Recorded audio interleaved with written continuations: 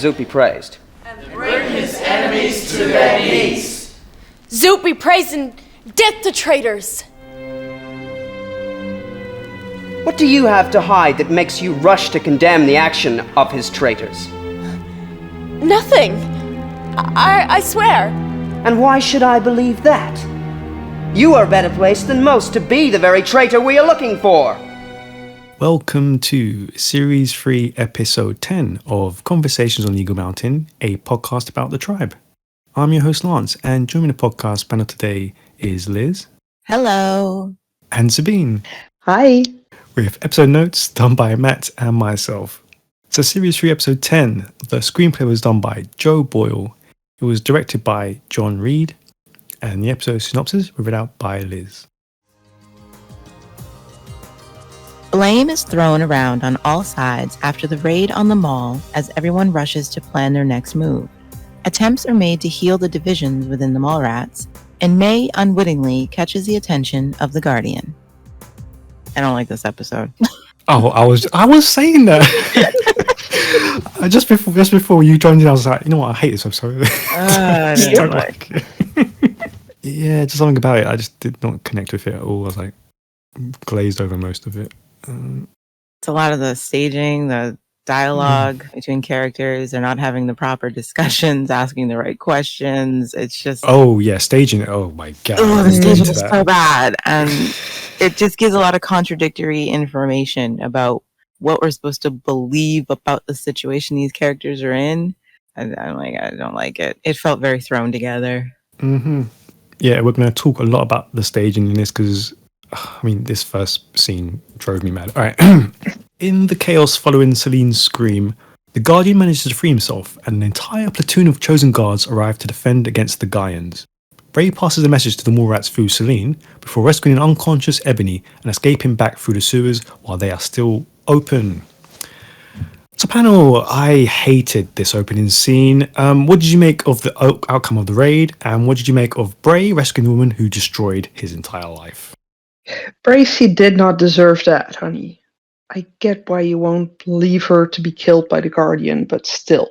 Did she really deserve to be saved by you? Well, she's more useful than Salene, so... Fair enough. She is. I mean, I know we need to have virtuous Bray, but like, come on, you could have let her slide. Yeah, I mean, she was fine with leaving Amber behind. You could have left her behind. I think the setup for it is what also fails it. You know, because they made Ebony the villain and Bray and Amber's story, and she's the only reason they're not together, and her plan sucked and it was stupid and it doesn't match any of her motives, and the fact that her motivations for being here still haven't been spelled out. So you're still saying, why are you doing anything that you're doing, Ebony? And then it's her plan to kill the Guardian, but she immediately fails, even though she has the guy. She has him dead to rights. Mm-hmm. Just poke him with the sharp end and then monologue as he chokes on his whatever. You know what I mean? Just, you could still say all the things you want to say, Ebony, but make sure you poke him first. And so when you find her unconscious, you're just like, is she worthy of being saved? Because they've massacred my boy. So yeah, Bray's saving her. It just doesn't have the impact it should because of what they've literally done to her in the last 9 episodes, you know, and you're just like, oh my gosh, this is so ridiculous.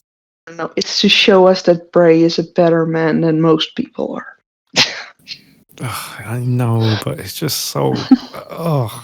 Since he has to go out of his way to save her, and it also doesn't help with the staging of like, where are the chosen in any given time? Like, oh my God. Such a bad job with the camera establishing shots of where people are. So this action scene is chaotic and nonsensical. Absolutely. So that also doesn't help because you're just like, you know what I mean? Anybody could have picked her up because it looks like in 1 minute, it looks like they're being completely overwhelmed. And you're like, okay, I think this is where they are in the mall. And then the next minute, there's literally no chosen around. So saving Ebony, it's not like I put my life on the line to save her. You know what I mean? She could have woken up and walked out on her own. It's just the staging doesn't do it any favors. It's bad. Yeah, thank you. It drove me crazy when the Guardian just stepped back upstairs and you see a flood of Chosen coming down, and then the next scene is just one or two they're fighting against and holding off like it's a struggle. It's like it's so doesn't connect. It put me right off. Like you're sitting there, you're going, okay, where is Lex? Where he's fighting some Chosen? Where is he standing? And you're like, okay, I see some Gaians fighting some Chosen. Where are they stand? You know what I mean? Like I just. And it's not as if we couldn't find these places in the mall because we know it almost by heart at this point. And yet it almost feels like some of the shots were just taken in the same place, but at separate times, you know, and they think we won't notice that. And like the downstairs of the mall is not the labyrinth you're trying to paint it as. Yeah. Everyone's like hiding in a different corner, but it's like they're all connected right next to each other. and someone somewhere in the middle of it, like, where are you? Like, where are these people? And how on earth, if the Guardian was watching Tai-San's room, how on earth did Bray get in there so quickly with Ebony? It makes no sense as to where they establish these characters are supposed to be. You know, like the Guardian's outside of Tai-San's room. So where is Tai-San's room? It's the old jewelry shop. Okay. That's because she moved in with Lex down there. Right. And so that's down. We know where that is. And then, so how did Bray and Ebony and Lex and Bray how did Bray, as he's sneaking around the corner, where is Salene supposed to be? She clearly can see the Guardian standing outside of Tai-San's room. So Bray should have immediately seen what was going on with Ebony and Lex. You know what I mean? Like, I'm thinking of the corners of this mall. I know where these people must be standing. They should have seen each other. You know, it's just really silly. It's so dumb. Really bad staging. And we're not supposed to know because it's dark. And it's like, I know what this mall looks like, okay? Yeah, and so do these mall rats. They've lived here without power. Also, I just find it hard to believe that the sewer wasn't guarded in the first place. Yeah. I don't believe that for a second.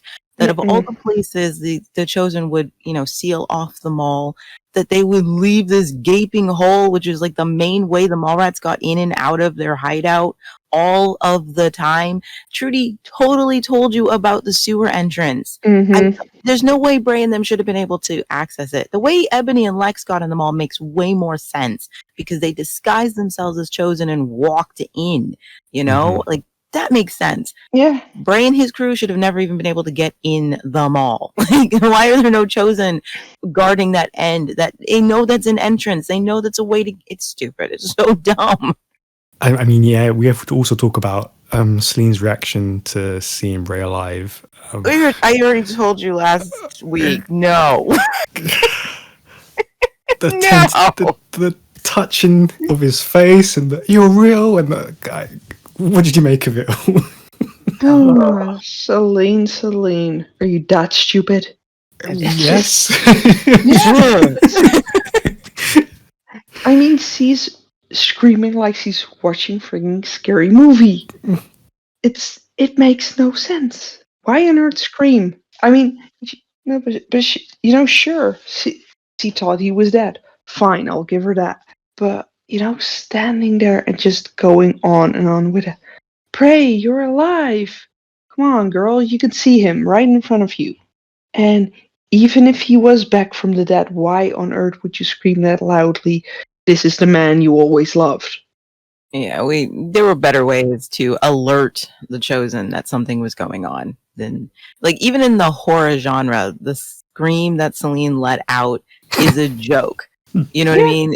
Like, there were some of my favorite classic horror movies where a character will scream like that, and even then we're like, okay, that was such an exaggerated scream. It didn't match what it is they're seeing, or whatever.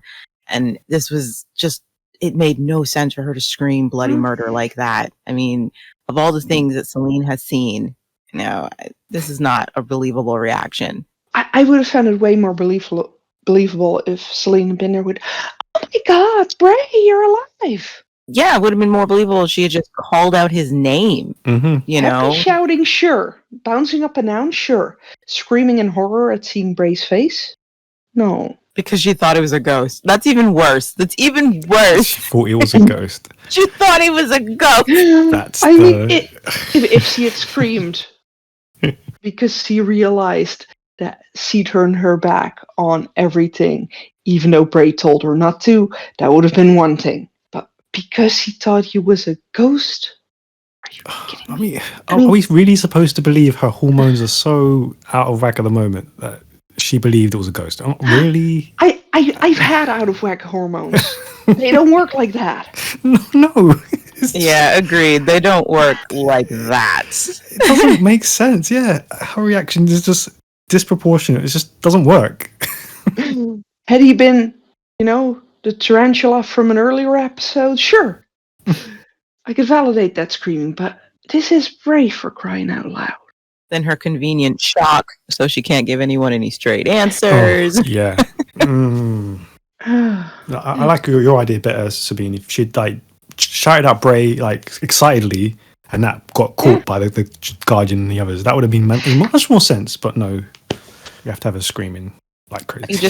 You let it slip. You're caught off guard because it makes sense for her to be caught off guard, seeing someone she was literally told was dead, and that she's started the grieving process for, But given their situation, there is a lot of uncertainty of what they can believe from the chose and all that stuff. So if she saw him and was just shouted Bray because she was surprised and excited and shocked, all of those emotions at once, and then immediately covered her mouth because she hadn't meant to, that would be a believable way to give up the game.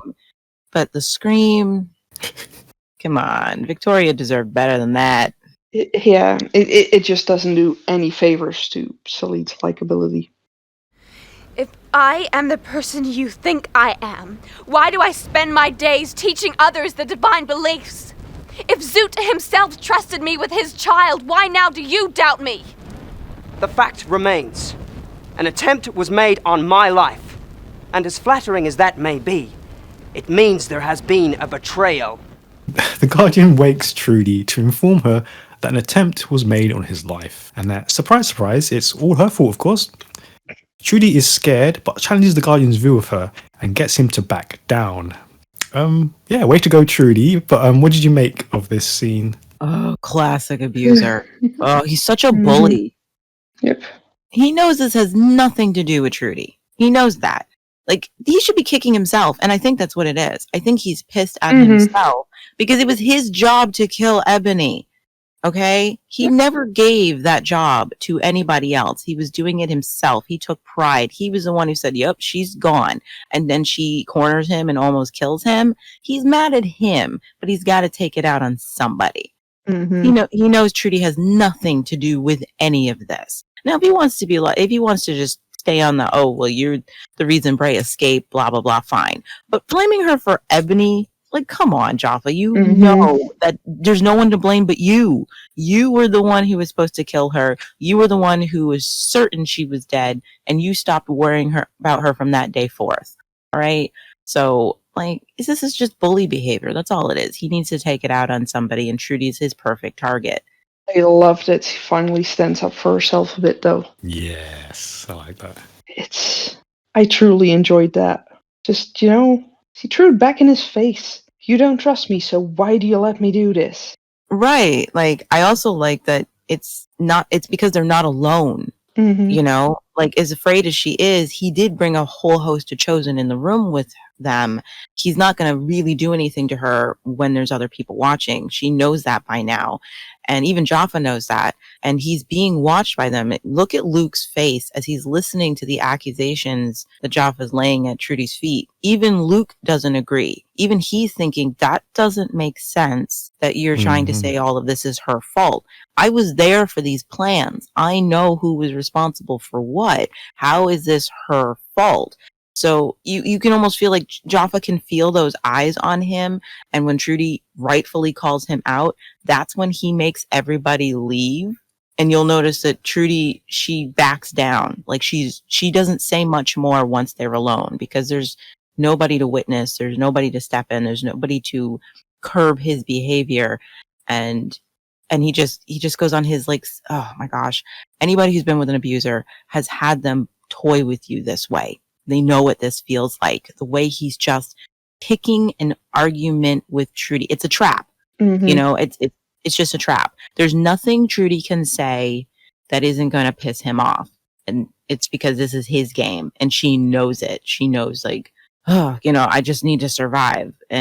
But I when I was watching that, I was like, oh my gosh, my stomach hurt, because I remember that feeling of being like, oh my, it's a trap. They're laying a trap for me right now, and there's nothing I can say because they just want to torment me, and anything I say they'll use against me. So unsettling. Really well acted, but upsetting to watch. By the way, what were you and Ebony doing here? Cutting off the head of the snake. I convinced her we should take out the head honcho. She thought we'd never get close enough, but I knew we would. And she goes and stuffs it up. Well, Bray didn't seem to know anything about the plan. Well, you know me, babe. I get the notion I act. I think that's what I like best about you. Somehow, still in the mall, Lex visits Tai-San in disguise, explaining his presence there and making out that it was his idea to assassinate the Guardian. He asks why the Guardian was outside her room, and Tai-San feigns ignorance at his motives before distracting Lex from the subject. Regardless, the two spend some time uninterrupted in bed together. What did you make of Lex and Tai-San's reunion in the mall? I liked it.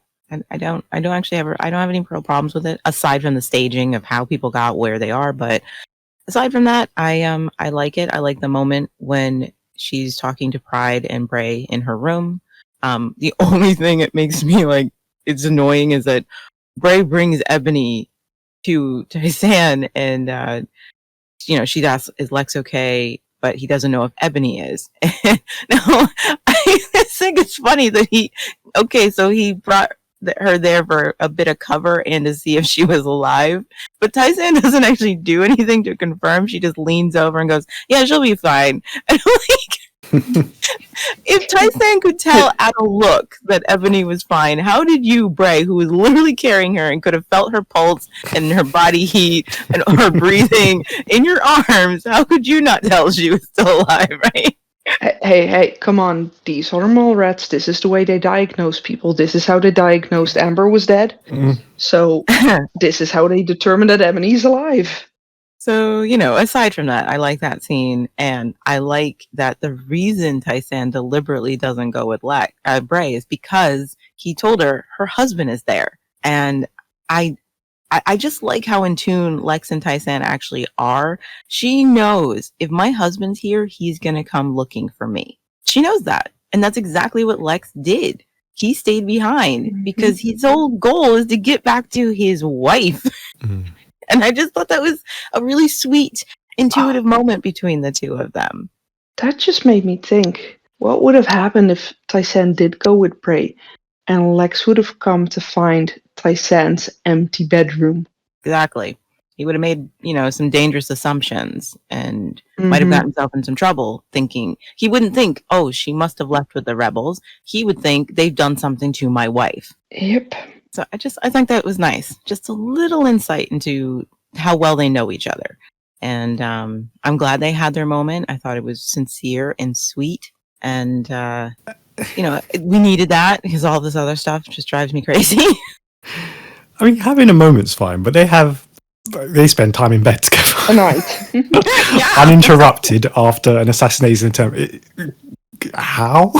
Well, that's because the Chosen were too dumb to clear the bottom floor. What are you guys doing? Somebody broke in. You don't know who these people are. You just know that people infiltrated. Why are you not clearing every room? The mall rats shouldn't have been able to just come out of their rooms and talk to Salene. The Chosen should have been all over the place, checking all their rooms. You know what I mean? That should have been like a prison where they come through and just tear your room apart to see if there's any contraband.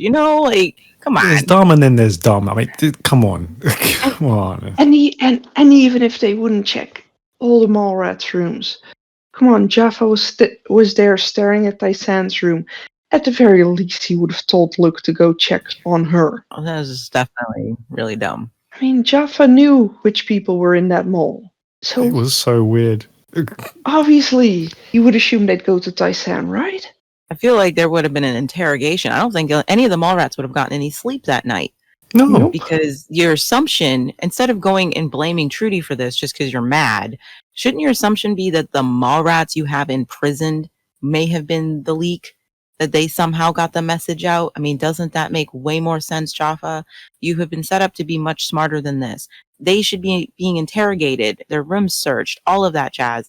It makes no sense that you would walk away from the most likely culprits if there's supposed to be a traitor. Who else could have gotten the word out to these rebels out there than the Mallrats who regularly go out on a chain gang?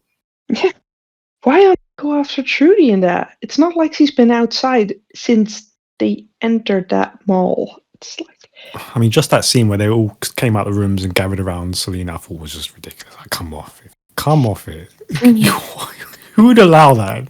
Not even the most dumbest prison guard would allow that. Yeah, like I'm glad Tai-San and Lex got their night together, but realistically, they should have never had the chance to have their night together. Mhm. It shouldn't have been safe for them to curl up in bed for hours upon hours without, Tai-San's room being raided. and even if someone saw him enter that room, why on earth would no one find it strange that a chosen guard entered her room without coming out? Well, we know the Chosen have no peripheral vision. They have no side eye and they have no hearing. We know that. Maybe that's why Salene had to scream so loud, because the Chosen can't hear anything below shouting range. And apparently the mall walls are very thick. You can't hear anything in any other room. And with her, us realizing that Tai-San fully plans on playing into the Guardians' gross interest in her and recognizing that, it's not something Lex would be okay with, and that because he wouldn't be okay with it, that's what makes it a betrayal. And being aware of that and knowing that she's still going to take advantage of the Guardians' interest in her. I like that too. They never try to paint Tai-San as not knowing that Lex wouldn't be happy with this.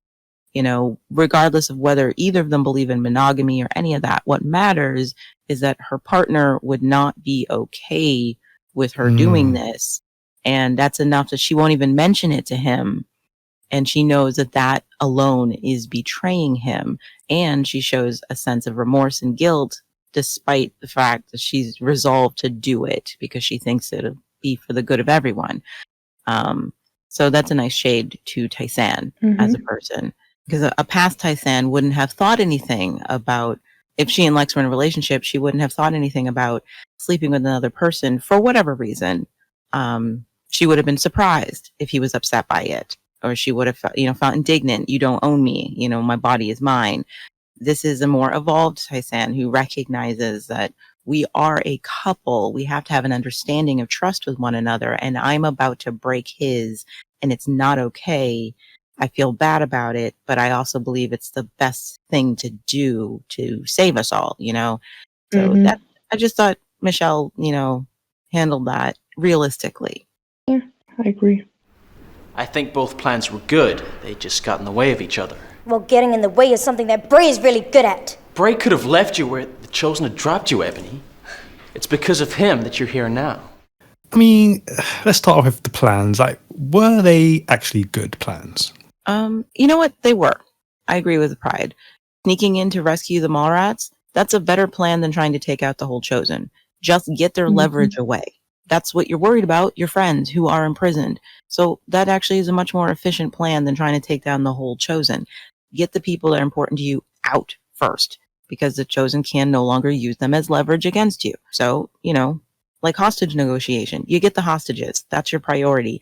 Even if the robbers get the money, you want the hostages. You have to save them. So I actually thought that was a smart, quiet move. Just go in under darkness, get the prisoners out, get out. Killing the Guardian, fine. I don't even think that's a terrible idea. Ebony's the one who fumbled the ball on that one. So, I mean, she's no one to blame but herself. She had the guy. It's nobody's fault she couldn't kill him. She could have still done it. She had both hands free, and he just grabbed her by the throat, and she drops her weapon instead of, reacting by jabbing him with it. Yeah. She doesn't even grab for her throat. I'd understand if she was doing that, to grab his hands to remove them from her throat, but she does nothing. It's like her arms don't work anymore, and her puppeteer quit on her. I don't know what happened, but Ebony, to quote Maggie, why are you still talking? You have nothing to say here. You had the jump on this guy. No one will ever get as close to him as you were and have such a drop. And you fumbled it because you're an idiot apparently now. You're so dumb now. Come on. Like, the writing for you just went immediately downhill as soon as this season started. It really did. Because you just don't have a brain anymore. It leaked out your head. I don't know what happened. So this conversation bugs me so much. One, again, the whole point of the conversation is just because Ebony's the obstacle between Bray and, Amber. And I'm sorry. I hate this conversation so much. Oh, we can't escape it, can we? Plan-wise, Ebony's plan was very, Ebony. It made sense for her not to think about getting out the hostages, but just getting her revenge on Java. Honestly, I would have found it very odd if Ebony would have been the one to instantly say, "Oh, let's go get all the hostages out." Yeah, I agree with Pride. Both plans were good. It's Salene who ruined it for everybody, and Ebony ruined it for herself, and on and on. And really, this whole conversation is here just so that Bray and Amber don't have to have any deep revelations about her letting him think she was dead. This is why it's here. So these two don't have to have any come to Jesus moments about, what Amber actually did. Ebony is a distraction from that. They can be mad at Ebony. It's all her fault we're not together. Not that Amber chose to let Bray think she was dead because she didn't trust him. We never have that conversation. She never has to apologize for that. Bray never has to reckon with the fact that my girlfriend, the love of my life, distrusted me so much that she'd rather believe this about me and pretend to be dead than break up with me. That's why Ebony's here. That's why she's the conflict. See, I would have loved to see that. Bray just having to deal with the fact that she chose to play dead over talking to him. Amber doesn't ever have to be actually reckon with the choice she made because she didn't trust her boyfriend and the people she hurt because of that choice. Instead, she gets to just look at Ebony and say, "You ruined my life." And she's like, "No, you ruined your own. You did it. You made the choice, Amber. You made the choice to believe this BS." And it's like, they don't want Bray or Amber to ever have to do that. They don't want this relationship. This is why I can't believe in this relationship that they keep trying to sell on me.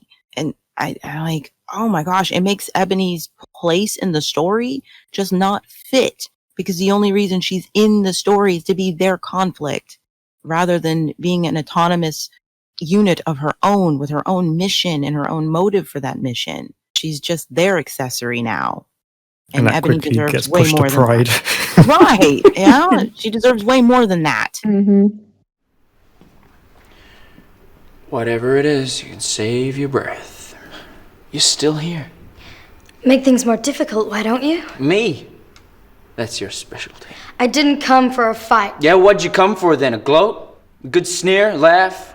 I don't know how you get your kicks these days, Ebony. Quite frankly, I don't care. I came to say thanks. Yeah, for what? Pulling me out? I would have done it for a dog. And yeah, after she calms down, she does come back to thank an unreceptive Bray for saving her, but he bluntly tells her that he would have done the same for a dog, and says they're even now. I actually like that one. Yeah.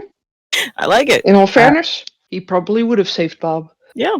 It's the only moment where I think that works, because, if let's just pretend that the reason he's mad at Ebony is because she just left Amber to die. Let's pretend all the other crap didn't happen. He's just mad that he found out Ebony left Amber to die, and never said anything about that, He still have very good reason to just, I can't look at you. I can't look at you, and yeah, we're square. You saved my life after the Chosen crap. I just saved yours. I want nothing to do. I don't know what Ebony was expecting. Again, because she doesn't have any real motivations that make sense in all of this, I don't know what she was expecting when she walked in that room. Ebony, you really think you're going to make any headway with this guy? Come on. Make some sense. Be consistent in how you feel about anything. One minute you're indignant that he saved you. The next you're like, oh, I just want to say thanks. Oh, you're mad at me? Oh, she's acting like she doesn't understand why he's angry with her. Yeah. Make it harder, why don't you? Are you serious, Ebony? Did you just have the nerve to say that to him? Especially given... I'm trying to thank you. Right, he doesn't want your thanks. He doesn't give a crap, you know? Come on. And yeah, it makes it worse because, again, in this canon, she did bring out Amber, leave her on the hillside, dig her grave, and convince everyone somehow that Amber was dead. That's a big crime. And you're surprised that Bray's mad at you once he found out? What did you expect this guy to say to you? You ran away because you didn't want to confront his anger. That's why you took off, because your secret was out and you didn't want to hear it coming from his mouth. So what do you think is going to happen now? Like, were you still hoping that you'd find out he saved you for some other reason? No. Are you so blinded by your fantasy that you really thought that you were going to come in here and thank him and find out that he cares about you on some level, no matter how mad he's mad at you? Like, what did you think was going to happen, Ebony? It's like they wrote her with Salene in mind. Yeah. She's all over the map this season so far. I mean, she's going to eventually even out, but because of this plot line, she's a mess the way she's written. Mm-hmm. What now? If Amber had have been here, we wouldn't be in this mess. You don't know that. And you don't know Amber. She would have seen right through Trudy, even before I did. Maybe, maybe not. Well, at least she would have believed me. Nobody ever did say sorry for that, did we, Chloe? Look, you were right. We should have listened to you. Yeah, what did you guys agree with Chloe berating the others here? Yeah, the girl had a point.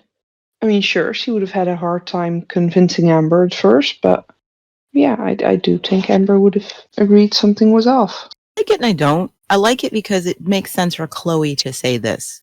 From her point of view, what she remembers of Amber, the mother, you know, the guiding hand that was in that mall and kept it together, and how she felt, for example, when Amber was gone for just a weekend, how she felt the world falling apart again. She had a great dependence on Amber's steadfastness, you know, and so it makes sense for Chloe to think this wouldn't have happened if Amber were here. Amber kept things together. She kept us a family. She made sure things ran right. You know, that's the view of a child looking up to a parent figure. So, yeah, I think it makes perfect sense for Chloe to believe that if Amber were here, she would have seen through Trudy, or at the very least, she would have believed me when I brought it to her. She wouldn't have brushed me off. And it says a lot about how Chloe feels about her caregivers. I don't like it because it starts the narrative that Amber is the answer to everything. Like, she's the only one who could have fixed Amber. She's the savior of this world. You know, I don't like that. But Chloe thinking this is fine. The narrative riding with it and basically making that the truth for their very world, I don't. I don't like that at all. Yeah, I agree. For Chloe, it makes sense, you know, because after all, whenever Chloe brought something up, Amber would at least have taken the time to listen to her and not instantly say, no, you're just a little kid, you're crazy. And yeah, it's nice that they finally freaking apologized to this kid. I was like, good on you, Chloe, for pointing that out, that your family did not have your back and had never acknowledged this, you know, except for Dal. He's, I think, the only one who said something when they were all talking about being fooled by Trudy. And I think it was somebody had acknowledged it before. Somebody did say, no, you know, I think it was Dal. Yeah. Chloe's the only one said, who wasn't fooled by her. You know, sorry for not listening to you. I just don't remember which one it was. So yeah, she needed more than that, just that apology. So I'm glad they're acknowledging once more that it's not like Trudy was hiding her crazy all that much, but you all felt too guilty about what happened to her in the first place that you didn't want to look at her too deeply. And I like that moment of Tai-San recognizing, because the staging is one thing I did like. As they're walking to the field, you'll see Tai-San is holding Chloe's hand. She noticed from the jump that Chloe wasn't her usual self today and was just offering this quiet support to this child the whole way there. And I like that moment of, you know, familial comfort. And Chloe didn't have to say anything. She could just see it, that she's not okay at hearing this news. It's one of the more realistic reactions to finding out Amber's alive, rather than just, yay, there's a sadness at what was lost and what could have been, and almost a confusion and a bitterness over it. Like, that's a realistic reaction to finding out your long dead friend is alive. Mm-hmm. Because seriously, are we going to talk about the Mallrats' reaction to hearing that Amber's alive? It's in the notes. I don't see it. Are we going to talk about this? I didn't put it in, but yeah, go for it. What the heck? Nobody? Okay. According to this lore, according to what they've told us, Ebony dug a hole and convinced the Mallrats. I found Amber's body. I took care of her. I didn't want to put you through that. She's dead. Either that's the only truth we have to go on, because they don't give us any more information of what must have happened that morning. So it had to be that Ebony did this and somehow convinced everyone that Amber's in this grave. Or they want us to believe that the grave was just there and nobody took credit for it. Either way, their reaction to hearing that Amber's alive, there are no words for how bad this is. No words. I'm out of words. Completely out of words with this story. I used up my stupid quota last episode, so I keep using that word. We hashed it out quite a lot in episode 8. It's just like, I'm done. I can't. Why are they so quick to accept the fact that he's alive and not questioning it? Because we can't. If we shine a little spotlight, even a little, on what happened, it will show how stupid the whole thing is. So we have to gloss over that and just talk about, oh yeah, she's alive. Lean has a smile on her face when she's that. And it's like, you were the same person who thought Bray was a ghost last night. This is someone who's been dead for months, and you immediately got on the bandwagon of, she's alive. Isn't that great? Isn't that awesome? Nobody has any questions? Now you mention it, I'm sitting here thinking, okay, if it had been Amber standing there instead of Bray in front of Salene at the beginning of this episode, if she would have been that shocked then, I might have understood it, because this was someone she attended a funeral for. I'd give her a pass if it was Amber that made her scream. Yeah. I would. How on earth are they instantly... Yeah, they're glad Amber's still alive, but why is nobody questioning it? The only person who even mentions it, and it's because it's Tai-San. Tai-San's the only one it makes sense for her not to care about those reasons. Or Dal, we know that Dal was just like... But even Dal went searching for answers, he wanted his questions answered as soon as he suspected that Amber wasn't dead. So even Dal went on a journey or getting his confirmation. And Tai-San's the only other character who'd be like, the why doesn't matter. We should just be grateful that our friend is alive. That's Tai-San. But everyone else is just like, cool with it. I don't have any questions. I don't, even remember what happened that day anymore. It doesn't matter. Yeah.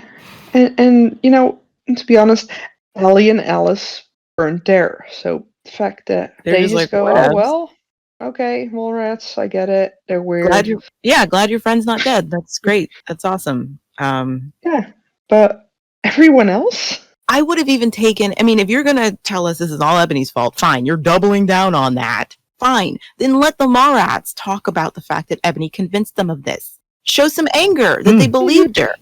Something. Yeah. Like, this is the lie. Ebony's the bad guy, so fine. Double down. And make the Mallrats have a response to the person who convinced them their friend was dead. But they have nothing. Even nobody knew.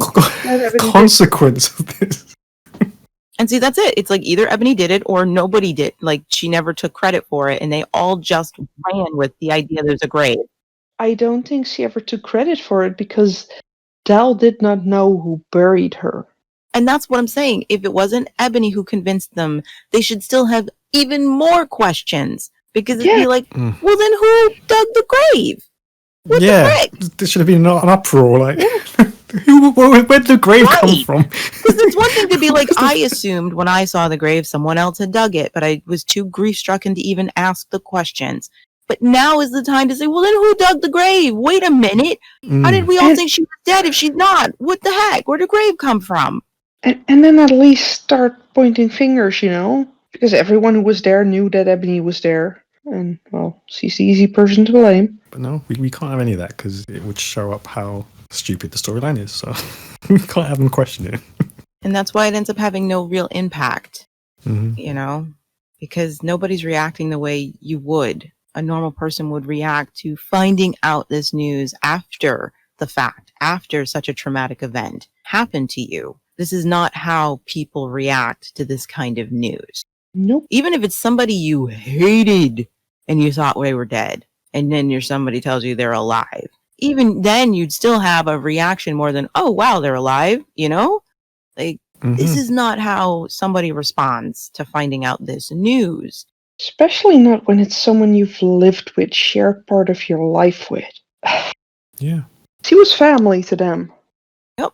They were devastated when she was lost. And this is their response to finding out, oh, it turns out she was alive. Okay, fine. Nice. Okay, great. That's awesome. So glad. Like, yay. So yeah, I just needed to say that. That pissed me off so much. Like, that would have at least been somewhat cathartic because it would allow the Mallrats to express how the audience feels having this thrown at us that Amber's alive. Yeah, you know, that could have worked, you know. And then it'd be like, okay, we're gonna deal with this, but nope. And it's like, did you know your story was stupid, but you still just wanted it so badly? But you, again, as Lance pointed out, don't want any spotlights pointed at how dumb your story is. So if you knew it was stupid, then why did you commit to it? You know, instead of writing something better. Because if you know your story's good, you double down on your story. You explore it because you're like, we got something good here. Ugh, this episode. I mean, yeah, since you brought it up, it's a small thing, but it did bug me. Like how Ellie is the one to ask if Lex is right about Amber. It just kind of felt really odd that she'd say this since she didn't even know Amber. I guess it's a fair question. I mean, you've been told by these people their friend is dead. And in your world, people don't come back from the dead. And nobody has given you any information about her death. And nobody seems to be asking the right questions now that she's supposed to be alive. I think it's fair for her to be like, are you sure that Lex knows what he's talking about? Because you guys aren't giving me much to work with. Yeah, and Ellie is a person who likes her details. Yeah. That's fair. Okay. Like, she's asking one more important question that it just bugs me that it was Ellie. No one else close to her asked this. Ellie. It should have been one of the others, but no one else close to her asked, "Oh, wait, is Lex right? Is she alive? Is she actually alive?" You know. You're right. It shouldn't have been Ellie, but at least Ellie was asking a pertinent question about this situation. Exactly. Should have been someone else. Yeah. She acknowledged that it was odd.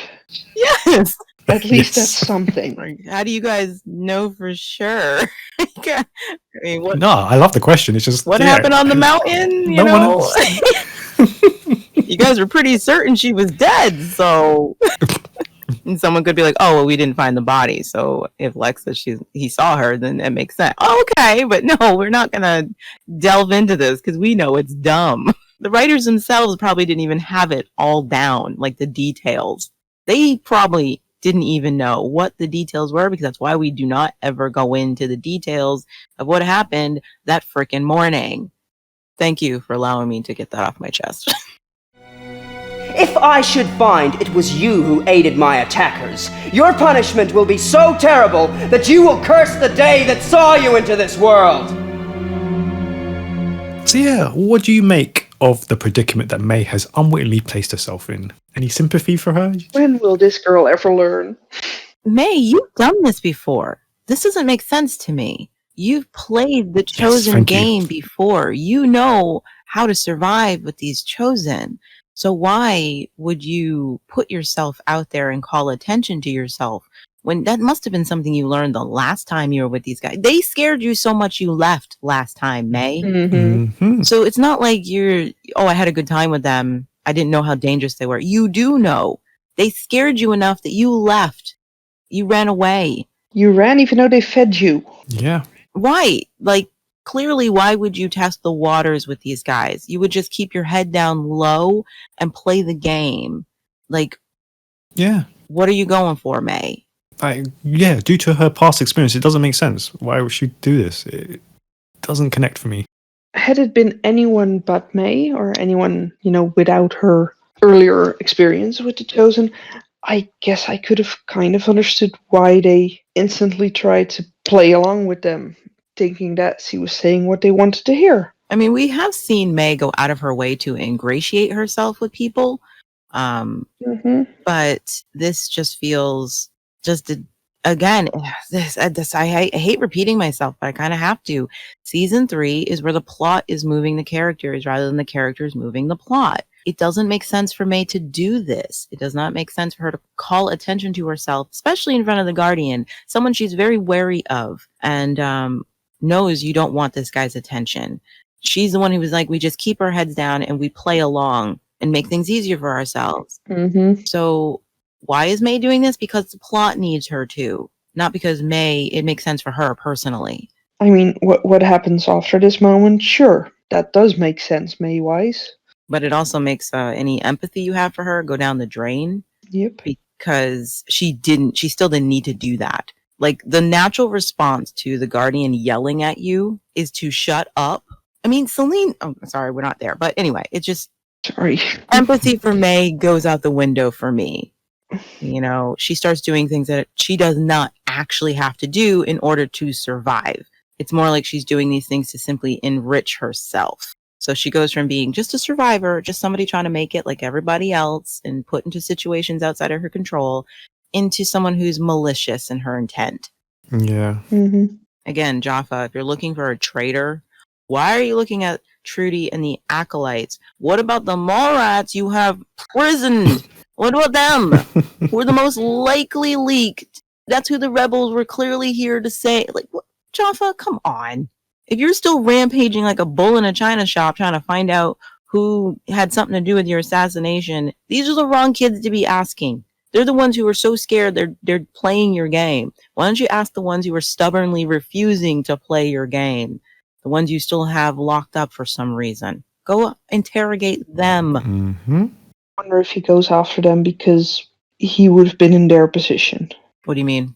If someone else had been in charge of the Chosen, Jaffa would have probably been one of those kids that would join and possibly betray everyone in his favor. Oh, okay, so he's projecting. Possible. See him doing that because he doesn't trust anyone because he knows he would, do something similar in their situation. I don't know. Like, he's quite loyal. I don't know. I don't get the feel that he would have done that. I think it's an interesting thought. Definitely. Depends on who he's loyal to. I think it still has more to do with the plot needs May to go down a certain road, so that's why the scene is here. That's how I personally feel, but I still think the idea that the reason he suspects his acolytes is because he's looking at what he might do to, who knows who he might have betrayed to get close to Zoot, It's an interesting thought about him. He's definitely a shady character, so. And I also like the little detail of Luke, who watched Trudy be attacked last night verbally by the Guardian and clearly felt conflicted over what the Guardian was saying to her. I think it's a small detail that he's the one who took over her class and he just gently says she was indisposed. It says that one, he checked in on her, see how she was, and clearly found her not the best space and gave her alone time and said, I will take this on. You don't have to. I think it's a nice detail about how their relationship is evolving. Yeah, because he does seem to care for her. Even if it's just an unhealthy worship that he has for her. But he was one of the first to tell her that not everyone agrees that the Supreme Mother should be treated that way. So yeah, I like it. It's fitting that Luke took over for her. I would have liked to see the number of acolytes increase as more and more people broke down. I feel like it's only 6 or 7 kids down there, and I just would have liked to, every time we see the group of kids in yellow robes, there were a few more added. I think it would just have added to the storytelling of what was happening outside of the mall, to other slaves just giving in and saying, okay, I can't do this anymore, I'll join, I'm willing to learn about Zoot or whatever, just a little detail. What if I was to tell you there's a way you can stay with the Chosen, but still stay loyal to us? I don't understand. How can I do both? We need someone to find out about their weaknesses, Patsy. You want me to spy? We need someone on the inside we can trust. I mean, we've talked about this a bit before when obviously Chloe was taken up to be a spy, but what do you make of them asking Patsy here to become a spy? I think that's very, very dangerous for them. Yeah, I understand it, but I do not like it. Yeah. I don't even truly understand it. I get why they need inside info, but they also know how liable Patsy is. There's such a big chance of her just, if she's scared, running to Trudy, telling her what's going on. That is true. I would have never risked that if I were them. Yeah, it's careless for so many reasons. It's one thing when Chloe volunteered. I still wouldn't have done it because she's a child, but Chloe has proven herself more capable than the rest of you. But it's a kid. You're endangering a kid that you're supposed to be watching out for, not the other way around. But I at least get the Chloe decision, and Chloe's the one who stepped up and hasn't been breaking under all of this. She's held herself together remarkably well, while the rest of them are freaking having the vapors. Yeah. I mean, Chloe and Casey have been the strongest so far. I mean, she's the girl who saw through Trudy from day one. Yeah, Chloe makes sense, even if I don't like them endangering a kid. Patsy, again, it feels like it's coming from a selfish, childish perspective. Like, I have to think about their ages when I think about like why they thought this was a good idea to not only endanger Patsy, but endanger a child who needs them more than they need her, and who has already proven to be unreliable and easy to fool and easy to break because she's a kid. And why her? You would have been better picking KC. He's a con artist. He's a proven con artist. Why not pick KC? Like, you're endangering Patsy. It's like you're taking advantage of her guilt and her fear. And that is not cool. So it feels borderline manipulative because they know Patsy feels super guilty and they're playing on that, And again, why aren't you endangering either of yourselves? Yeah, it doesn't feel like Alice. It doesn't. Like, I can get Ellie proposing it, but I don't feel like Alice would go for this. It doesn't work for me. Is it just me? This is just a hot take. When season 1 ended, we had a firm grasp on who these characters were. And in season 2, we immediately started feeling like they weren't being written the way they'd been established. But we got used to the season 2 characters. Fine, this is who they are now. And once again, a new season has started, and it doesn't feel like the characters are who we've been told they are. Not all of them, at least. Is anyone else getting that feeling, that pattern? Or is it just me? Yeah, I can feel that. It's almost like the characters have to change according to what the new storyline is. I mean, we can find rationalization for it all the time, and we do. But yeah, it's starting to feel like this is a pattern. We're going to see it in season 4. We're going to see it in season 5. It's like the beginning of the season. Oh, God, yeah. The characters aren't who we left them as, and Alice is a shining example of that. She doesn't feel like Alice, It's such a shame, though. The story is forcing the characters to do things where it should be the other way around. Yeah.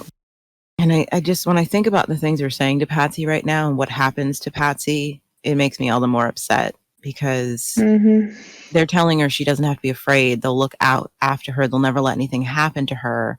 And it's a lie. They do nothing to protect her and don't even have a moment of remorse of when they find out what happened to Patsy. Even if Patsy wasn't given a conclusive ending, they know she was taken away because she was caught spying, and they don't even have a moment of like, oh my gosh, that's on us. We were the one who convinced her to do it. Nothing. Ellie doesn't even have a moment like that. They don't care. They don't care. Speaking of things you don't care about, later, a still angry Bray gets frustrated at a rebel meeting and Amber has to take over, but when they accidentally touch, it throws them both off balance while Pride watches on. I mean, panel, remembering Pride's talk of pledging themselves in the episode prior, What do you make of this scene and the magnetic connection that's still there between Amber and Bray? Poor Bride. Sorry, boy. There's no hope for you. Like the staging of the scene either, and it feels forced. It feels like a Danny Bray moment. Like, let's convince you. I wish it was a Danny Bray moment. It just feels too forced. No. It really does. It feels. Don't get me wrong. Bray and Amber still have their chemistry. Mm-hmm. I'm just saying that this is not a well-written scene to show it. It feels forced. No. It was very forced. You know, and because you haven't given them a real conflict, like, because the conflict between them that's keeping them apart is so ridiculous, it's just, I don't care. I feel nothing. They're both morons. Bray deserves to be way more angry at Amber than he is. Mm-hmm. Amber should be feeling some kind of conflict or remorse over what she chose to do. The only person I feel bad for is Pride, because trying to be a good guy has ruined his life. So it's the only moment where I felt anything was like, oh, I'm sorry, Pride. This sucks. Like, she's not even trying to hide it. And I wish they had built up on that more by giving Pride and Amber more moments to explore what their relationship was. Because again, even Pride is being relegated to nothing more than an obstacle on the, like, he's just roadkill on the highway of Bramber, you know, and he deserved more than that as well. If he and Amber had this understanding and she trusts him with her life, I want to know more about this relationship. Or were you just using him, Amber? Because the way this is written, that's exactly how it feels. Pride was your personal emotional crutch, and he was easily discarded when Bray came back. And Pride deserved better, and that should have been addressed. I guess that's what I meant when I said I would have preferred it if it was a Bray and Danny moment. As in, I would have liked Danny watching Bray and Amber like that. I could have honestly enjoyed her having to watch them together, touching and going, oh, there's still that connection. Yeah, it would have had more impact because we would know what the relationship between Bray and Danny had been. Mm-hmm. So we'd really understand, wow, how she'd be feeling here. But because we don't really get to see what Pride and Amber's relationship is, he just is nothing more than an obstacle, not a person whose heart is about to be ripped out of his chest. This is the thing about the writing, because we are told that and shown that they pledged it to each other in front of the tribe, which he says is a very symbolic and important aspect of the Gaians, pretty much saying that they were going to get married. That's the meaning that I got, that they were pledged to each other, heart and soul, blah blah blah blah. But then that's kind of just, again, the writing of this season, it's just kind of slowly weeded away, and it just becomes like, oh, that it wasn't quite what we're gonna make them out to be. And then it's very weird. It's just so weird how it's written and then discarded over the next couple of episodes. Weird is putting it nicely. I was trying to be nice. This is what happens when you try to make a love story more complicated by external forces rather than focusing on the internal forces. Just make it about Bray and Amber and their issues. But instead, let's put Ebony as an obstacle. Let's make Danny an obstacle. Let's make Pride an obstacle. And then sweep all these obstacles under the rug. Like they never actually mattered. So we can without addressing any of it. And it's like they might as well not have existed. Pride might as well have never had a relationship with Amber because that's how little it actually matters in the grand scheme of things. Mm-hmm. Danny might as well have never existed because that's how little she matters in Bray's heart right now. There's no conflict for him of juggling the love and wanting to save Danny and just rediscovering Amber. There's nothing there. They might as well have never existed. Thankless roles, the both of them. So that leads us to our final thoughts of the episode. Stop stressing yourself out. It's not worth it. What I need now is something that'll show him that I'm not the person that he thinks I am. Something that'll take the suspicion off me. Like what? I don't know. But something. What do you make of May's decision here? Unnecessary. Mm-hmm. And very, very desperate to get the attention away from her, while meanwhile drawing more attention to herself. It's a really dumb decision for May. Like, she has no way to ensure she can actually do this. The idea just popped in her head, I can deliver the rebels to you, okay? But she has no way to even do it yet. So what if you fail, May? This seems counterintuitive to your survival instinct. Mm-hmm. I get wanting to point his attention elsewhere, to get the suspicion off yourself, but, you should have taken a book out of Lex's page, crying out loud. Just find someone else to take the blame. See, that's what I thought she was going to do. It would have made more sense if May decided to just get on the DL. I mean, these guys are whispering their secrets in front of anybody.